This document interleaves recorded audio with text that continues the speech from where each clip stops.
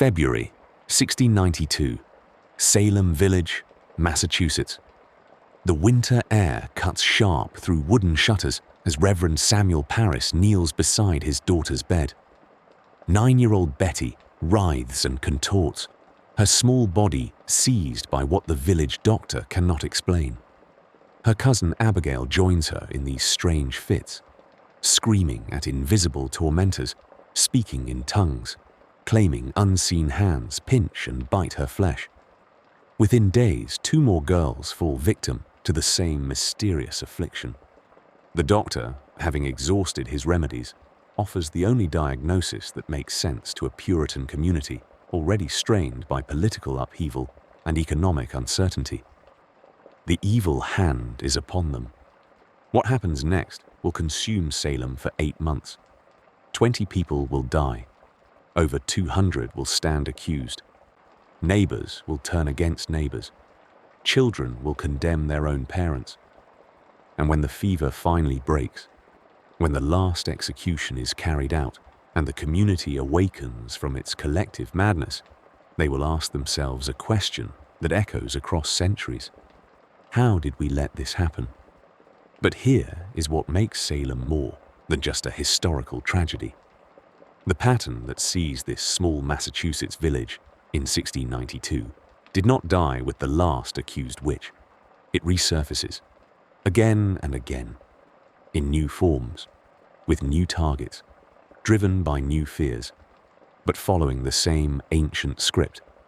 The faces change, the technology evolves, the specific threat transforms. Yet the underlying mechanism remains unchanged, a community's deepest anxieties crystallizing around a single, visible enemy. An enemy that must be stopped at all costs. This is the cycle of moral panic, and understanding why it returns, why each generation believes their crisis is uniquely urgent while following patterns centuries old. This understanding reveals something profound about human nature itself.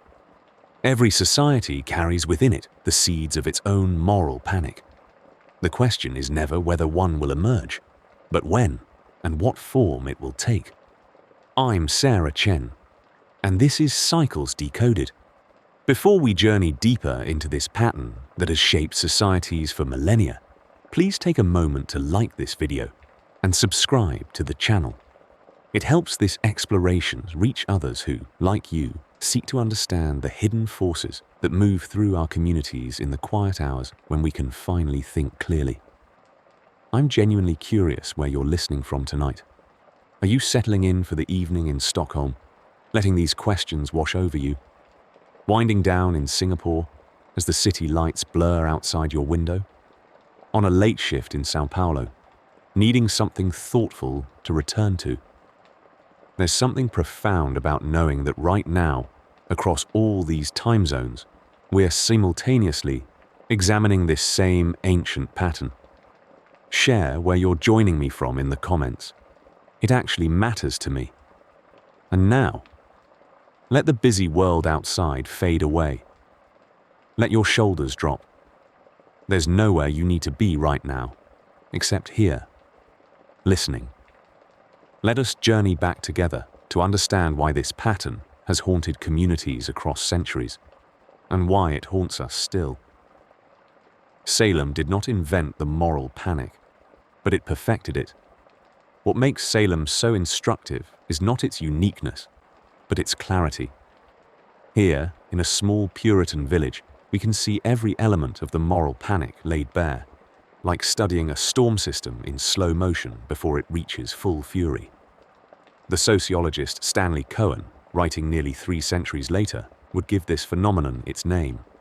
A moral panic, he observed, occurs when a condition, episode, person, or group of persons emerges to become defined as a threat to societal values and interests. But Cohen's clinical definition cannot capture what it feels like to live inside one. In Salem, the panic began with genuine mystery. 4 young girls, afflicted by symptoms no one could explain. But mystery alone does not create a moral panic. Salem, in 1692, was a community already under strain. Political tensions with the neighboring Salem town, disputes over the village's independence, economic pressures from King Philip's War still fresh in memory. The Indian raids had ended, but the fear remained. The community was primed, waiting for something to explain their collective unease.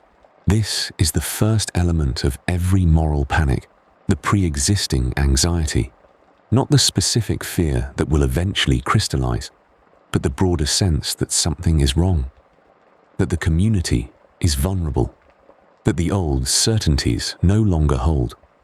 When Betty Paris and her cousin Abigail Williams began their fits, they provided what the community desperately needed, a focal point for their diffuse anxieties. The girls' symptoms were real enough, but the interpretation of those symptoms, that would be shaped by the community's deepest fears. The village doctor, William Griggs, examined the girls and found no physical cause for their affliction. In any other time, in any other place, this might have led to further investigation, to patience, to waiting for the symptoms to resolve on their own. But Salem in 1692 was not prepared for uncertainty. "The evil hand is upon them," Griggs declared. And with those words, he transformed a medical mystery into a spiritual crisis. This is the second element, the authoritative voice that names the threat. In Salem, it was the doctor and the ministers. In other moral panics, it might be scientists, journalists, politicians, or experts. But there must always be someone with credibility who steps forward to say, "This is what we are facing." The girls, perhaps unconsciously, perhaps deliberately, began to perform their afflictions more dramatically. They named their tormentors. First Tituba, the Paris family's Caribbean slave, then Sarah Good, a homeless beggar, then Sarah Osborne, an elderly woman who had scandalized the community by living with a man before marriage. Notice the pattern. The first accusations fell on the margins, the foreign, the poor, the morally suspect. This is no accident. Moral panics always begin with the vulnerable, with those who cannot defend themselves, with those the community is already prepared to sacrifice. But moral panics have their own logic, their own momentum. What begins at the margins does not stay there.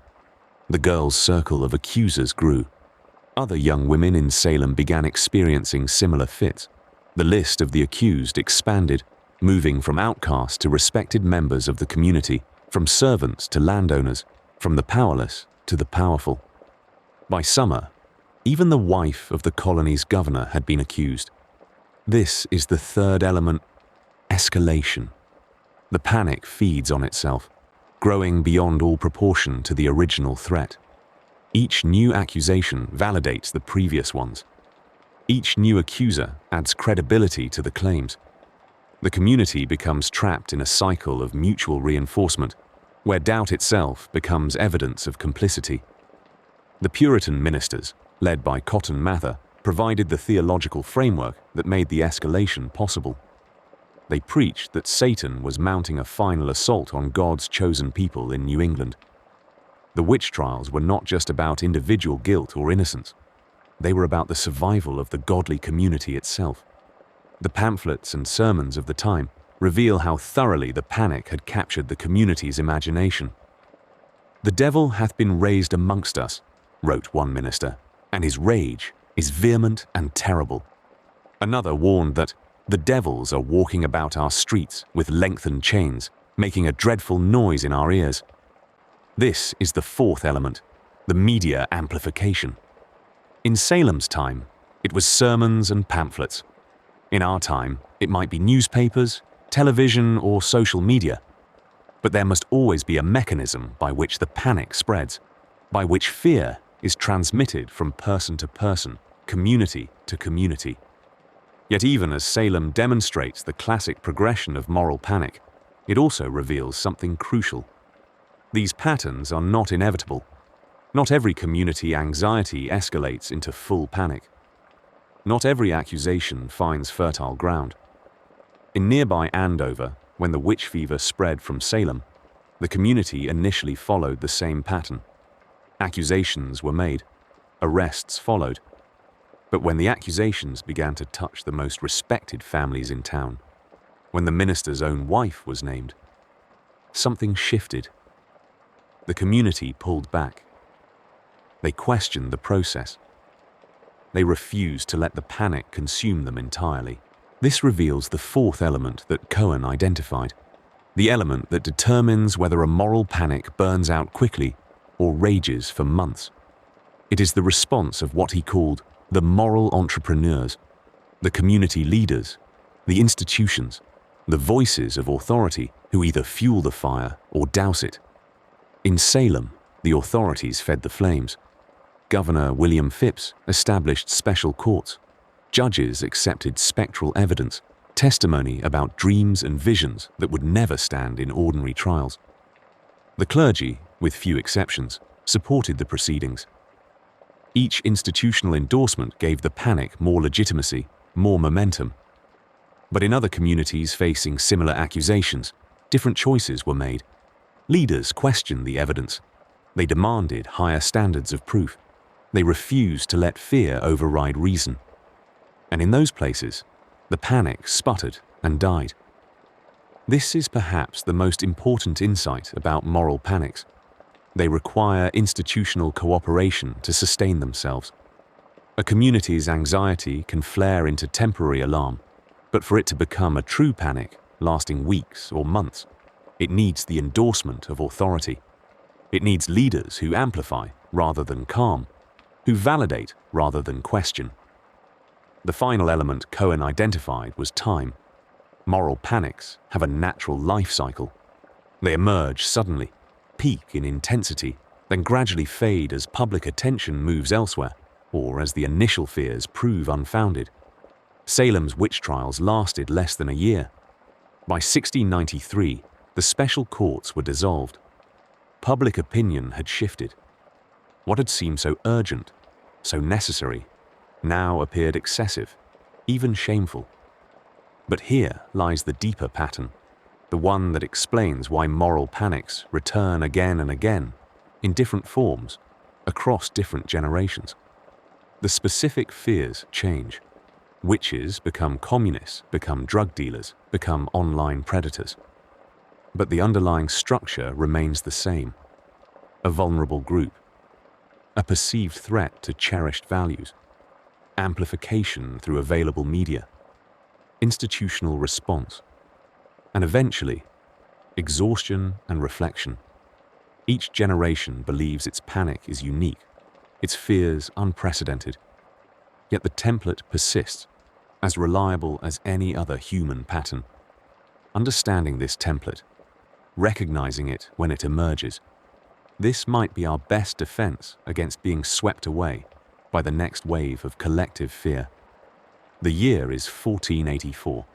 In a small workshop in Strasbourg, Johann Gutenberg's printing press churns out copies of a slim volume titled Malleus Maleficarum, The Hammer of Witches. Each page describes in meticulous detail how to identify, prosecute, and execute women suspected of witchcraft.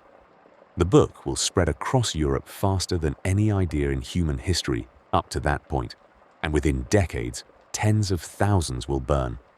This is not a story about witches. This is a story about amplification. Before the printing press, a moral panic moved at the speed of whispered rumors and traveling merchants. A fear might take months to cross a kingdom, diluted and transformed with each retelling. But suddenly, identical fears could be mass-produced. The same accusations, the same methods, the same certainty, delivered simultaneously to thousands of communities that had never spoken to each other. The pattern was set.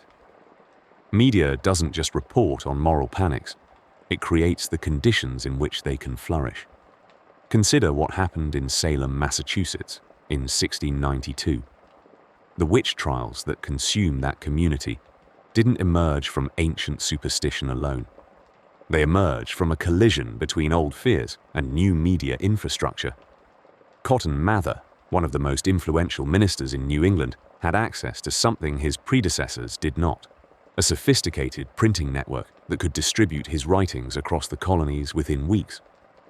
When Mather published Memorable Providences Relating to Witchcrafts and Possessions in 1689, he wasn't simply documenting supernatural events. He was creating a template.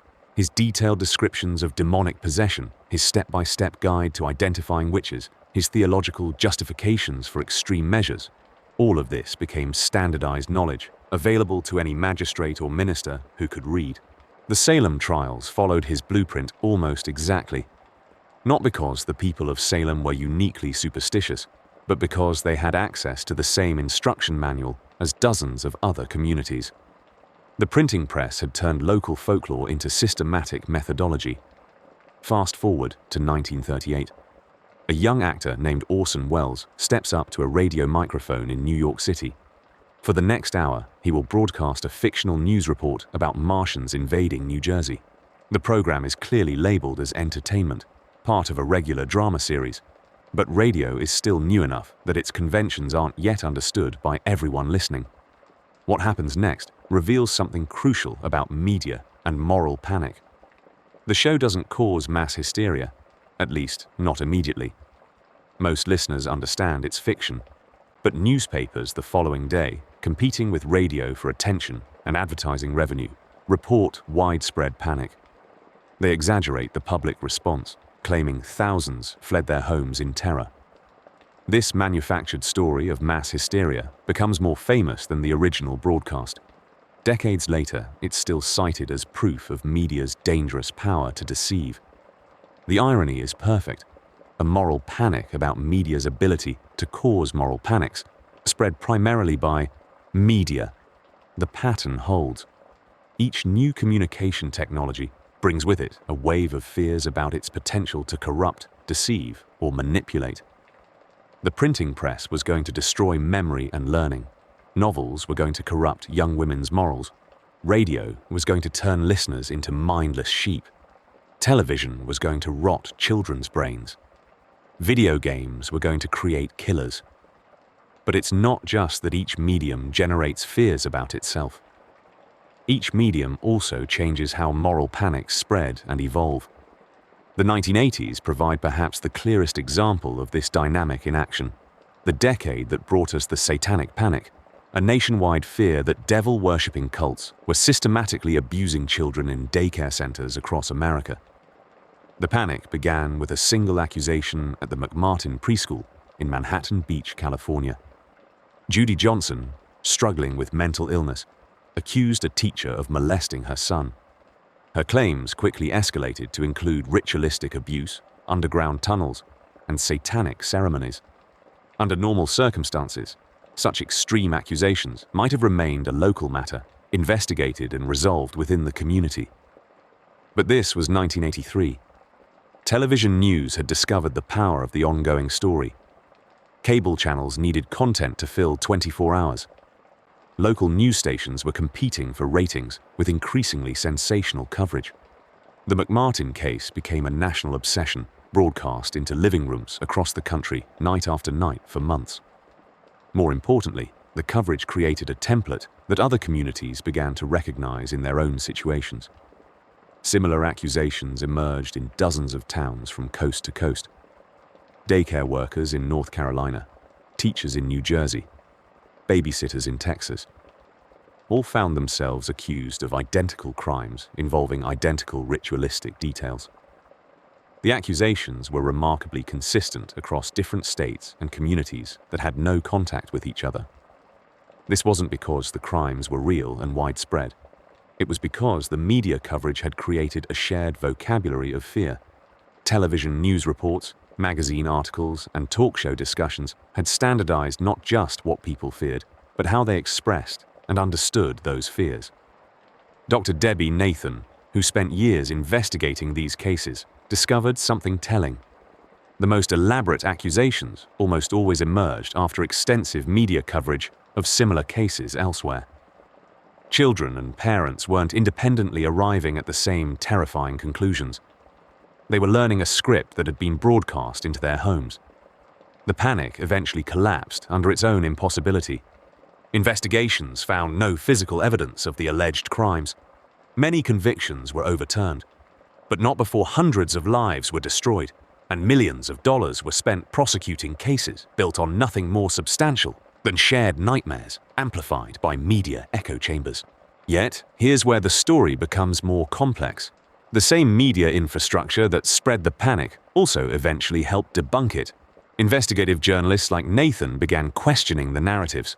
Academic researchers published studies showing how false memories could be implanted in children through suggestive questioning. Television programs that had once breathlessly reported on satanic abuse began airing documentaries about wrongful convictions. The printing press that spread The Hammer of Witches also spread scientific treatises questioning the reality of witchcraft.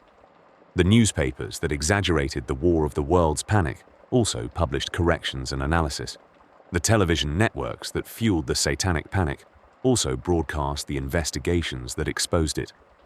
This is the paradox of media and moral panic. The same systems that amplify unfounded fears also provide platforms for counter-narratives and fact-checking. The same technologies that can spread misinformation at unprecedented speed can also spread corrections and context just as quickly. But there's a crucial asymmetry at work. Fear spreads faster than facts. Accusations travel further than retractions. The initial wave of panic often overwhelms the later wave of correction, leaving behind a residue of changed laws, ruined careers, and persistent beliefs that resist subsequent debunking. Today, we're living through what may be the most dramatic acceleration of this cycle in human history. Social media platforms can spread a moral panic not just across a country, but across the globe in a matter of hours. A single post, a viral video, a trending hashtag, and suddenly, millions of people are united in their fear of something they'd never heard of the day before. The tools have changed, but the pattern remains remarkably consistent. New fears emerge, find their media amplification, spread through communities faster than understanding can follow, peak in some moment of collective action or overreaction, then gradually fade as attention moves elsewhere, leaving behind changed institutions, new policies, and a population slightly more susceptible to the next wave of manufactured urgency. The cycle continues because each generation rediscovers the power of media to shape reality, and each new technology promises to finally give us the tools to spread only truth, only wisdom, only what deserves to be shared. The promise is always broken. The pattern always returns. The year is 1954. Dr. Frederick Wertham stands before a Senate subcommittee, holding up a comic book. Batman and Robin stare back at the senators from the cover. In Wertham's hands, these colorful pages become evidence of moral corruption, a threat to the minds of American children. "I think Hitler was a beginner compared to the comic book industry," he tells the room. The senators nod gravely. Within months, the Comics Code Authority is born, and an entire medium is sanitized beyond recognition. But this moment, this fear, this pattern of adults staring at what captivates the young and seeing only danger, it did not begin with comic books, and it certainly did not end there. Every generation watches the next embrace something new, something technological, something that seems to bypass the wisdom of age and speak directly to young minds. And in that bypass, in that exclusion, adults sense a threat that feels existential. The young are being changed by forces the old do not control, or understand, or trust. Consider the arc of technologies that have triggered this response. In the 1950s, it was comic books, those lurid tales that supposedly turned children into delinquents. Before that, radio serials in the 1930s were accused of frightening children into hysteria. The famous War of the Worlds broadcast became proof that this new medium was too powerful, too immediate, too dangerous for impressionable minds. Television followed the same path. In the 1960s, parents worried that the flickering screen would rot their children's brains. Educational experts warned of shortened attention spans, of passive consumption replacing active learning. Children, they said, would lose the ability to read, to think, to engage with the real world. Then came video games. And here, the pattern reached a kind of crescendo. The 1990s video game panic was different in scale but identical in structure to what came before. The technology was more immersive, the graphics more realistic, the interactivity more complete, and so the fear was more intense. It began with a game called Mortal Kombat in 1992. Players could perform fatalities, finishing moves that depicted graphic violence in pixelated detail.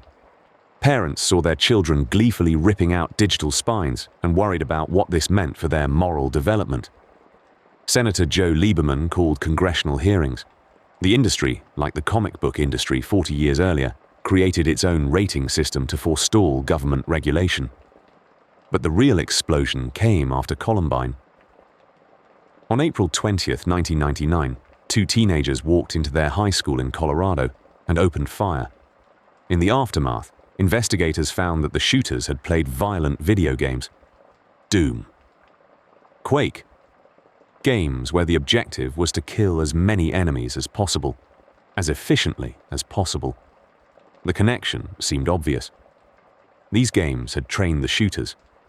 They had desensitized them to violence. They had provided a blueprint for mass murder. Video games, the narrative went, were murder simulators, creating a generation of potential killers. Dr. David Grossman, a former Army lieutenant colonel, became the face of this movement. He argued that video games use the same conditioning techniques the military used to train soldiers to kill. The repetitive nature of shooting, the reward systems for accuracy, the gradual escalation of violence. All of this, he claimed, was breaking down the natural human resistance to taking life. The research seemed to support these fears. Studies showed that children who played violent video games displayed more aggressive thoughts, more aggressive feelings, more aggressive behaviors in laboratory settings. The American Psychological Association issued statements about the risks. Politicians proposed legislation. Parents organized boycotts. And yet, something was missing from this narrative, something that would only become clear with time. The first crack appeared in the statistics, as video game sales exploded through the 2000s, as graphics became more realistic, as violence became more detailed. Youth violence rates continued to fall. They had been falling since the early 1990s, well before the video game panic began, and they kept falling as games became more popular. Countries with the highest video game consumption, Japan, South Korea, the United Kingdom, had some of the lowest rates of youth violence. The correlation that seemed so obvious, the one that had driven years of moral panic, simply wasn't there in the real-world data. More troubling for the panic narrative, the laboratory studies that had seemed so convincing began to fall apart under scrutiny. The measures of aggression were often trivial. How loudly someone played white noise at an opponent, how much hot sauce they put in another person's drink. The connection between these laboratory behaviors and real-world violence was tenuous at best. Dr. Christopher Ferguson, a psychologist who specialized in media effects, began publishing studies that found no meaningful link between video game violence and actual aggression. He pointed out that the research showing harmful effects was often poorly designed, biased in its methodology, or simply irreproducible. But perhaps most revealing was what happened to the technology itself. The same games that had been condemned as training tools for killers began to be embraced for their positive potential. Call of Duty was used to treat PTSD in veterans. Minecraft became an educational tool in schools. Video games were found to improve hand-eye coordination, problem-solving skills, spatial reasoning. The medium that had been seen as purely destructive was revealed to be, like most technologies, morally neutral, a tool whose effects depended entirely on how it was used. This pattern, this arc from panic to acceptance, reveals something profound about how we relate to technological change. The fear is never really about the technology itself. It's about control, about the speed of change, about the gap between generations. When adults see children engaging with something they don't understand, something that seems to offer direct access to young minds, the response is almost always the same. The technology is demonized. The children are seen as victims. The solution is restriction, regulation, control. But time and again, the feared technology becomes integrated into normal life. Comic books evolved into graphic novels, respected as a legitimate art form. Television became a powerful educational medium. Video games are now used in everything from medical training to therapy. The moral panic fades. The technology finds its place. And the cycle begins again with the next innovation that captures young imaginations. Today, it's social media. The fears are familiar. Addiction, depression, social isolation, political radicalization. The proposed solutions are the same. Age restrictions, content controls, platform regulations. The pattern continues, as it always has, as it always will. Because the real constant in this cycle isn't the technology, it's us. Our need to protect, our fear of change, our difficulty accepting that each generation must find its own way of engaging with the world, even if that world is increasingly digital, increasingly connected, increasingly different from the one we knew as children. The meeting room in the White House basement, September 1986. Charts spread across mahogany tables, polling data, focus group transcripts, and in the center of it all, a single photograph. A young black man, thin and hollow-eyed, holding a crack pipe. The image would soon appear on television screens across America, accompanied by Nancy Reagan's voice, "Just say no." But this was not a public health campaign. This was political theater, and the audience was November's voters. Political actors have always understood something that escapes most observers. Moral panics are not random eruptions of social anxiety. They are opportunities. Windows of heightened emotion when ordinary legislative resistance melts away. When civil liberties can be curtailed with applause. When entire populations can be redefined as threats requiring immediate action. The skilled politician does not merely respond to moral panics. They cultivate them.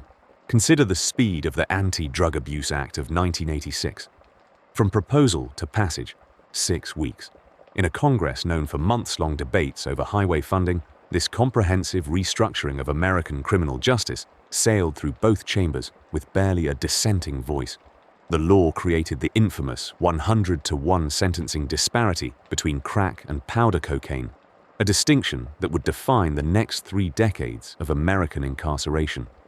Yet at the time of passage, most legislators had never seen crack cocaine. Many had never heard of it before that summer.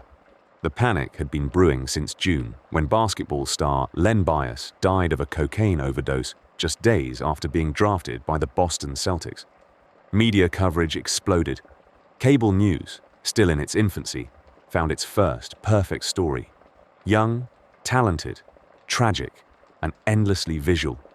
But the transformation from news story to legislative steamroller required something more deliberate.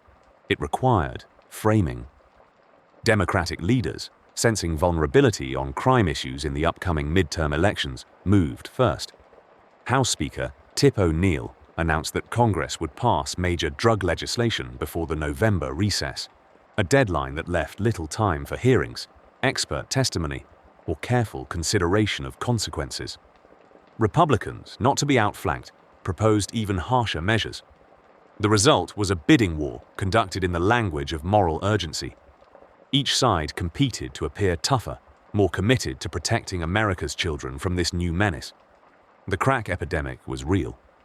Inner-city communities were indeed struggling with addiction, violence, and economic devastation. But the political response bore little relationship to the actual scope or nature of the problem. Crack cocaine, chemically identical to powder cocaine, received penalties 100 times more severe. The disparity had no basis in pharmacology or addiction science. It had basis in politics, and in the uncomfortable reality that crack users were predominantly black and poor, while powder cocaine users were predominantly white and affluent. John Ehrlichman, former Nixon domestic policy advisor, would later admit what many suspected at the time. The war on drugs, he told journalist Dan Baum in 1994, was never primarily about drugs. We knew we couldn't make it illegal to be either against the war or black, Ehrlichman said, but by getting the public to associate the hippies with marijuana and blacks with heroin, and then criminalizing both heavily, we could disrupt those communities. The moral panic provided perfect cover for what was, in essence, a political strategy. The pattern repeats with mechanical precision. A genuine social concern emerges, often a real problem affecting real people. Media coverage intensifies. Politicians sense opportunity. Competing proposals escalate in scope and severity. Opposition becomes politically impossible. To question the response is to be soft on the threat itself. Legislation passes in an atmosphere of crisis. And years later, when the panic has subsided, the policies remain, embedded in law, defended by bureaucratic inertia, and protected by the careers they have created. The vaping controversy of the late 2010s followed an eerily familiar script. Youth vaping rates had indeed increased, raising legitimate concerns about nicotine addiction among teenagers.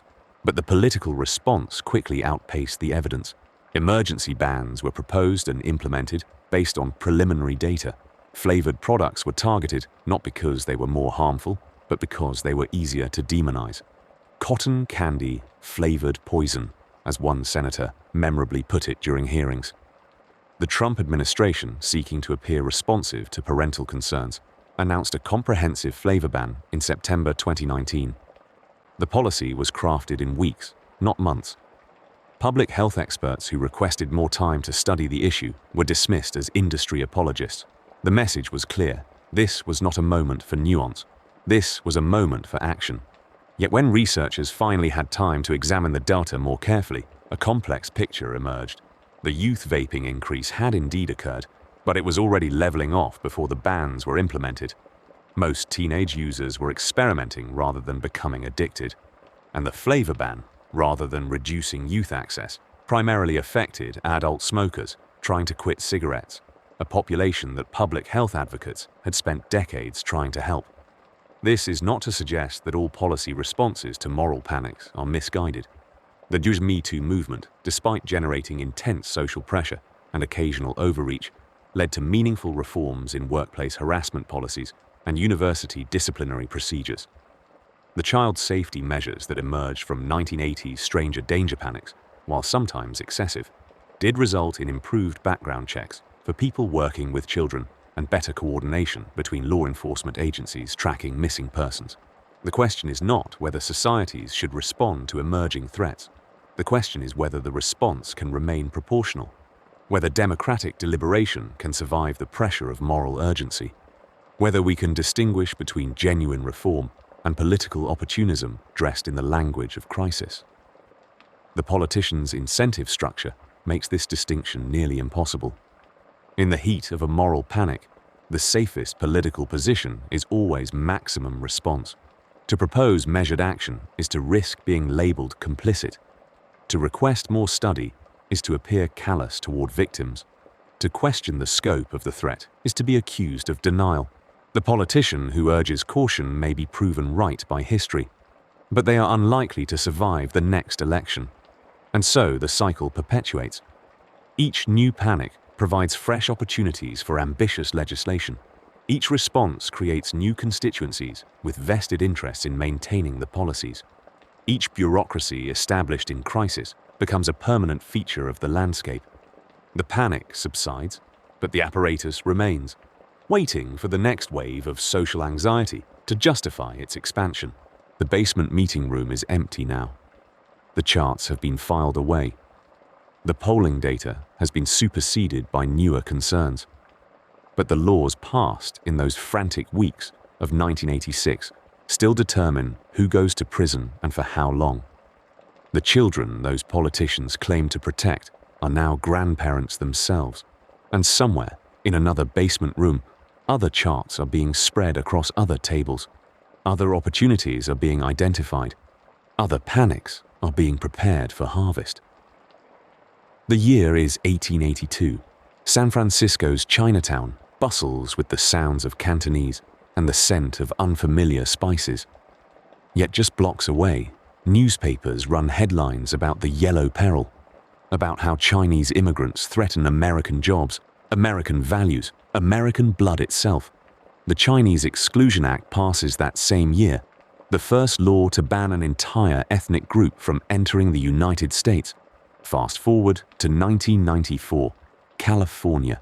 Proposition 187 appears on the ballot, promising to deny public services to undocumented immigrants. The campaign ads are visceral.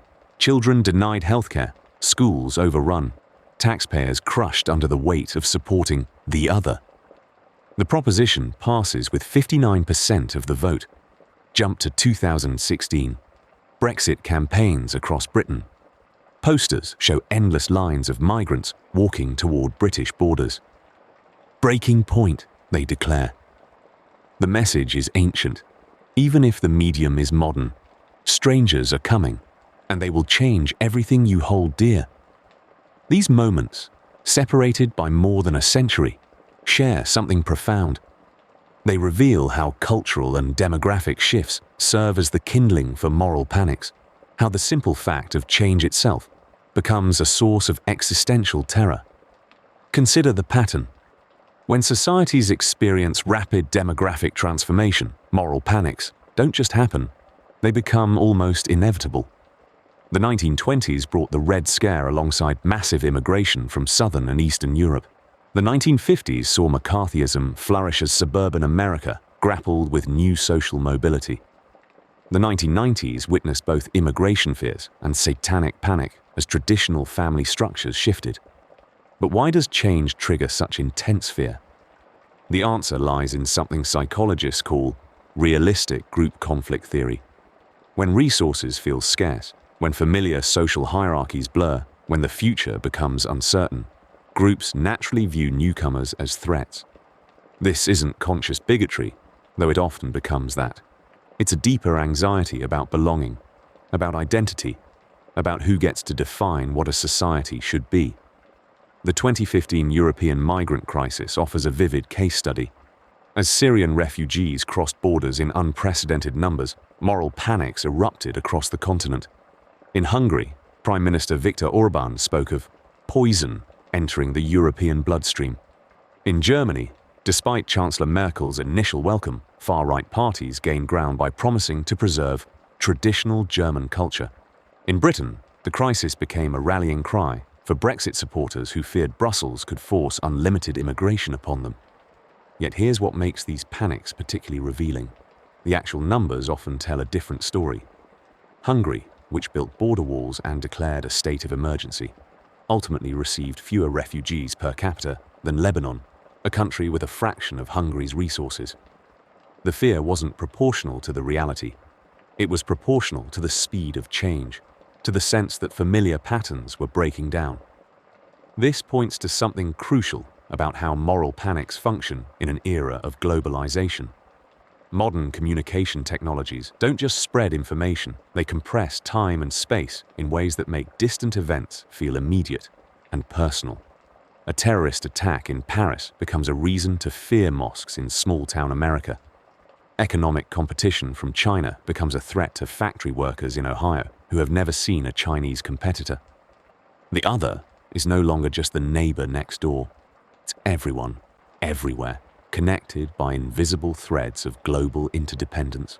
The Brexit referendum crystallized this perfectly.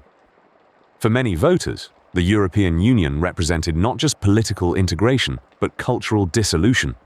Polish plumbers, Romanian farm workers, French bureaucrats, all became symbols of a Britain slipping away from British people. The campaign wasn't really about economics, though economics mattered. It was about the terror of becoming strangers in your own land. But globalization creates a paradox. The same forces that trigger fears of cultural loss also create unprecedented opportunities for understanding. The internet that spreads conspiracy theories also enables direct communication across cultures. The migration that sparks xenophobic panics also brings diverse perspectives into previously homogeneous communities. The question becomes, which tendency wins? Research from social psychologist Gordon Allport suggests that contact between groups, under the right conditions, reduces prejudice rather than increasing it. When people work together toward common goals, when they have equal status, when institutions support cooperation, the other becomes simply another person with hopes and fears not so different from your own. This is why some communities weather demographic change without moral panics, while others explode. In cities like Toronto or London, where diversity has been a fact of life for generations, new waves of immigration cause less social disruption. In smaller communities where change feels sudden and overwhelming, the same demographic shifts can trigger intense backlash. The role of leadership matters enormously. When political figures frame change as invasion, communities respond with panic. When they frame it as opportunity, communities often adapt with remarkable resilience. The same demographic reality, entirely different social outcomes. Consider how Ireland transformed its relationship with immigration over just 2 decades. In the 1990s, Ireland was still a country people left, not one they came to. By the 2000s, economic growth had attracted workers from across Europe and beyond. Initial tensions emerged, familiar patterns of resentment and fear. But Irish leaders, both political and cultural, largely chose integration over division. Today, while immigration remains a political issue, it hasn't generated the sustained moral panics seen elsewhere in Europe. This suggests something hopeful about the cycle we've been exploring. Moral panics around cultural change aren't inevitable. They're choices. Societies can choose fear, or they can choose curiosity. They can choose to see diversity as threat or as strength. They can choose to define themselves by what they're against, or by what they aspire to become. Yet the pattern persists because the underlying anxiety is real. When familiar worlds change rapidly, when traditional sources of meaning feel uncertain, when the future becomes unpredictable, people naturally seek something solid to hold on to. Sometimes that something is a shared enemy. Sometimes it's a moral crusade. Sometimes it's simply the comfort of knowing that someone, somewhere, is in control. The cycle continues because change continues. As long as societies evolve, as long as technologies advance, as long as people move and mix and create new forms of life together, there will be those who find in that change not possibility, but threat. And there will be others ready to transform that threat into a crusade. Understanding this doesn't make the panics less real or less damaging, but it does suggest that we're not helpless victims of these cycles. We can recognize the pattern. We can choose different responses. We can build institutions and cultures that help communities navigate change with curiosity rather than fear. The question isn't whether change will continue. It will. The question is whether we'll meet that change with open hands or clenched fists. In understanding the cycle of moral panics, we see a reflection of our societal anxieties and desires for cohesion amidst change. These patterns reveal not just our fears, but our deepest hopes about who we might become together. If this exploration has opened your eyes to these recurring patterns, please like this video and subscribe to the channel. It helps this work reach others who are trying to make sense of the cycles of fear and hope that shape our communities. I'm genuinely curious about your own observations. Have you witnessed a moral panic unfold in your community? What did you notice about how people responded to change? Your insights in the comments help all of us understand these patterns more deeply. Thank you for joining me on this journey through the anatomy of moral panic, here on Cycles Decoded. Until we meet again to explore the patterns that move beneath the surface of our shared life, may you find peace in the midst of change and wisdom in the face of uncertainty.